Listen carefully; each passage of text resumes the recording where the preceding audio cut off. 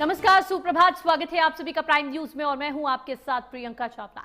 रुक करेंगे देश दुनिया से जुड़ी तमाम बड़ी खबरों की ओर। और आज से एसआईआर का दूसरा चरण होगा शुरू। दूसरे चरण में 12 राज्य केंद्र शासित प्रदेश एसआईआर में। पुडुचेरी, एमपी, लक्षद्वीप, केरल में एसआईआर का दूसरा चरण होगा। गुजरात, गोवा, छत्तीसगढ़ और अंडमान निकोबार में भी एसआईआर होगा। 7 फरवरी 2026 तक एसआईआर के दूसरे चरण की प्रक्रिया रहेगी।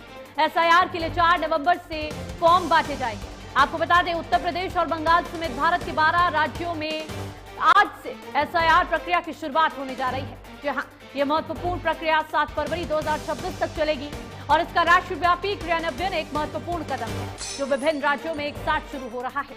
यह प्रक्रिया अगले 2 वर्षों तक जारी रहेगी।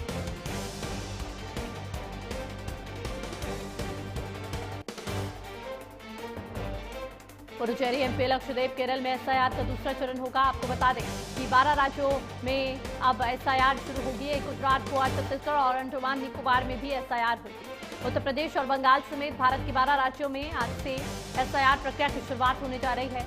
ये महत्वपूर्ण प्रक्रिया 7 फरवरी 2026 तक चलेगी और इसका राष्ट्रव्यापी क्रियान्वयन एक महत्वपूर्ण कदम माना जा रहा है जो विभिन्न राज्यों में एक साथ शुरू होने जा रहा है। ये प्रक्रिया अगले 2 वर्षों तक जारी रहेगी।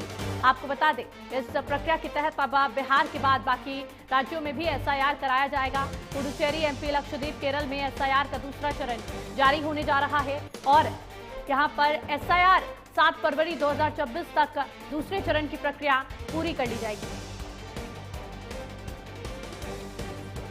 एसआईआर के लिए यहाँ पर अब प्रक्रिया शुरू होने जा रही है और आज से दूसरे चरण का एसआईआर शुरू होगा। बिहार के बाद अब 12 राज्य ऐसे हैं जहां पर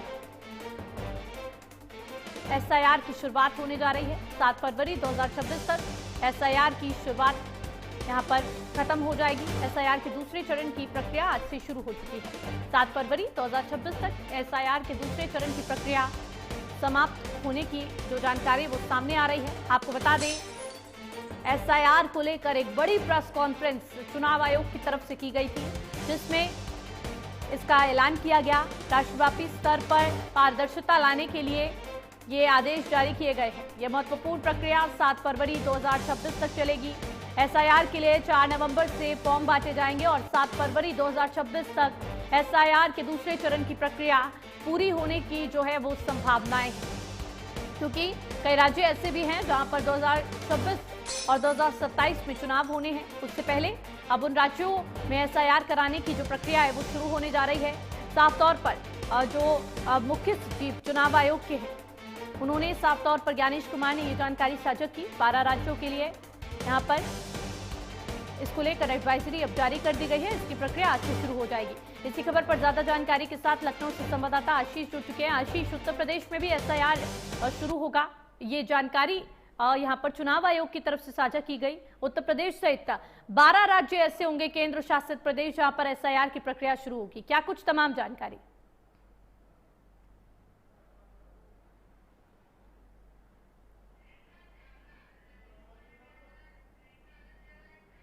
दूसरा चरण लागू करने की बात कही गई थी, तो ऐसे में देखिए विपक्ष भी लगातार सवाल खड़े कर रहा था कि उत्तर प्रदेश में भी एसआईआर लागू की जाए। एसआईआर से देखिए कहीं ना कहीं विपक्ष को भी काफी इस तरीके से सवाल कर रहा था, तो कहीं ना कहीं विपक्ष के लिए भी अब एक बड़ा ये कहा जा सकता है बड़ी बात है। हालांकि उत्तर प्रदेश में भी एसआईआर अब लागू की जाएगी। जिस तरीके से 2027 यूपी विधानसभा का चुनाव है, ऐसे में 2 साल का चुनाव आयोग के पास वक्त रहेगा। पूरी जो प्रक्रिया होगी वो प्रक्रिया की जाएगी, क्योंकि अगर देखा जाए तो एसआईआर से कहीं ना कहीं उन मतदाताओं का जिन मतदाताओं की कोई सूची में नाम नहीं आता है, कुछ ऐसे मतदाता हैं जिनके जो एक्सपायर हो चुके हैं लेकिन उनका नाम अभी भी सूची में आ रहा है, तो एसआईआर से कहीं ना कहीं काफी चुनाव आयोग को भी फायदा मिलेगा। और विपक्ष जिस तरीके से लगातार सवाल कर रहा था तो उसको भी कहीं ना कहीं एक जवाब दिया जाएगा।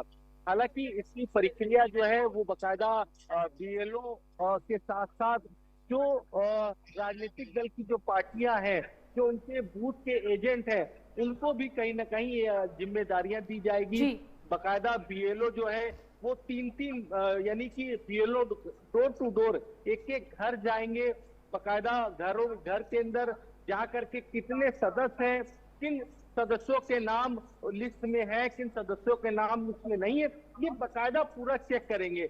उसके अलावा अगर किसी भी सदस्य का नाम नहीं है तो उस नाम को जोड़ने का भी काम बीएलओ करेंगे। उसकी भी एक अलग प्रक्रिया है, क्योंकि कल जिस तरीके से प्रेस कॉन्फ्रेंस हुई है उस प्रेस कॉन्फ्रेंस के माध्यम से पूरी एक एक चीज प्रेस कॉन्फ्रेंस में रखी गई है कि ऑनलाइन की प्रक्रिया किस तरीके से रहेगी, बीएलओ किस तरीके से करेगा।